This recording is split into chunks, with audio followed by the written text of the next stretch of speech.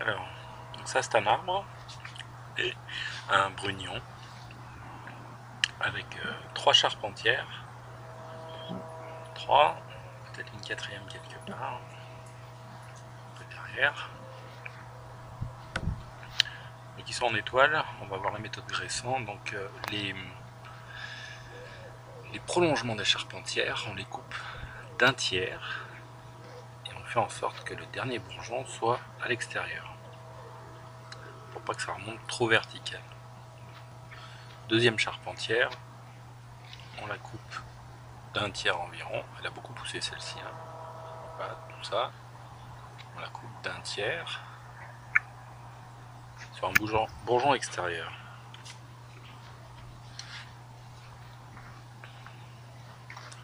Donc là on a une charpentière qui a très peu poussé.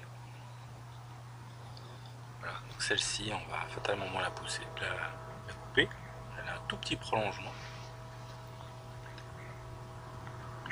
Donc tout simplement, le prolongement on va le rendre maître chez lui, garder leader en coupant les deux qu'il y a autour et on a laissé le prolongement. Ensuite, une fois qu'on a défini notre charpentière et le prolongement, on fait chacune des coursonnes les unes après les autres. Alors on va voir sur celle-ci, qu'est-ce qu'il y a. Pas grand chose.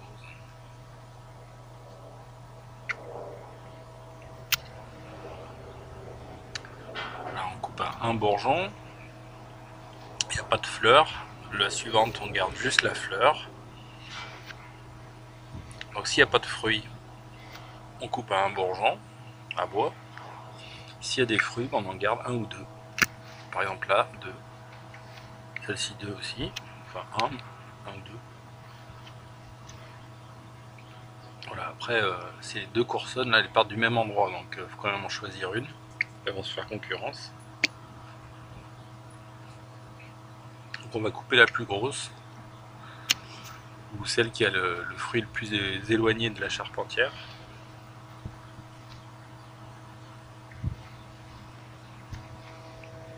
Là on garde un fruit ou deux. Là il n'y a pas de fruit, alors qu'est-ce qu'on va faire? On va garder un bourgeon. Alors pas trois, hein. Donc là il y en a un, deux, trois, bon, on pourra peut-être encore couper un cran. Celui-là non plus, il n'a pas de fleurs, donc on garde un bourgeon. Donc voilà. Celui-là c'est pareil. Là, il y a trop de bourgeons, là on n'en garde qu'un actif, un qui soit réveillé. Voilà, on va encore couper un petit bout. Là il y a une fleur, là on enlève le bois mort. Ça part bien haut. Allez, on garde deux fleurs. Alors elle est un peu verticale, mais elle est très fine, donc avec les pêches elle va tomber. Elle va redescendre vers le bas. Voilà, cette coursonne là elle est un peu compliquée, on va pas garder plus de deux fruits. Donc on coupe l'extrémité ici. Là on va garder les deux ou trois fleurs qui sont les plus proches de la charpentière.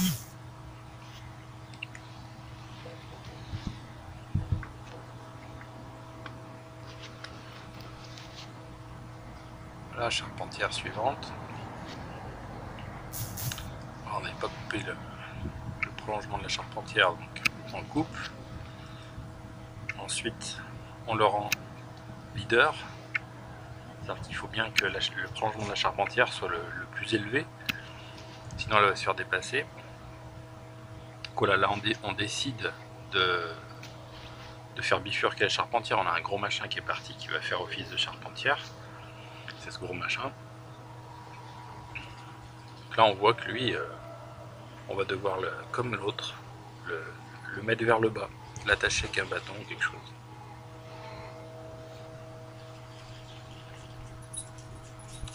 Voilà. Donc vers le bas, le prolongement de la charpentière est petit, là, sur un bourgeon extérieur. Quand on va le mettre en oblique à 45 degrés, On voit qu'il va être trop haut. Elle est beaucoup trop haut. Elle sera trop verticale une fois oblique.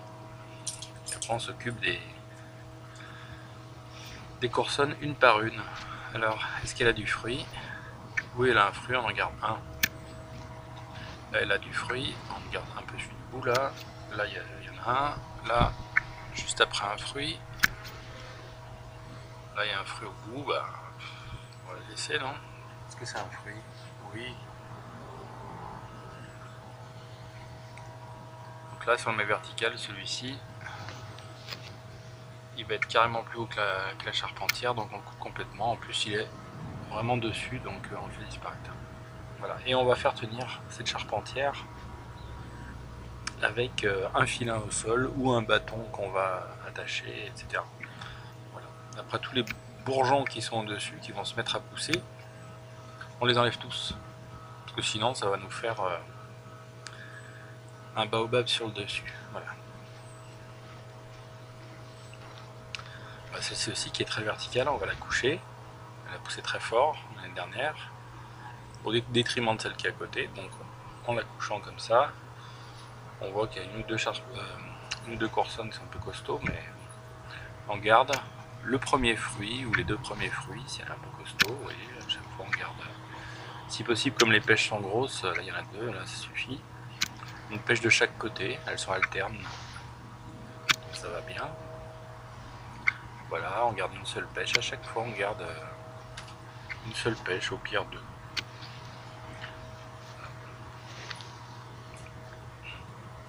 Lui il est très vertical. Il n'a pas de bouton à fleurs, donc on coupe au premier bourgeon à bois, comme on voit ici. Vous voyez, premier ou deuxième, si possible, le premier qui soit plus vers le dessous. Voilà. On peut en garder deux des bourgeons à bois, l'essentiel c'est de ne pas en garder 15. Ça sert à rien de garder un rameau avec que des bourgeons à bois. Là on garde deux petites pêches là, on peut en garder qu'une, hein, c'est de la gourmandise.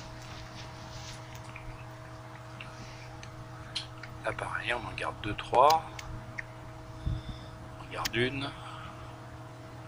Sur cette petite charpentière là. Pareil, on lui a fait. Là, il ne faut pas que celle-là soit plus grosse, donc même on pourrait garder un fruit, mais elle irait plus haute que la charpentière, donc on la descend à un seul. On les fait se renouveler. Voilà. On garde un fruit. On préfère les faire se renouveler que de garder un fruit quand elles vont plus haut que les charpentières. Sinon la charpentière va pas s'allonger. Voilà, donc on se retrouve avec nos quêtes charpentières bien faites. Méthode Gressan, 19e siècle.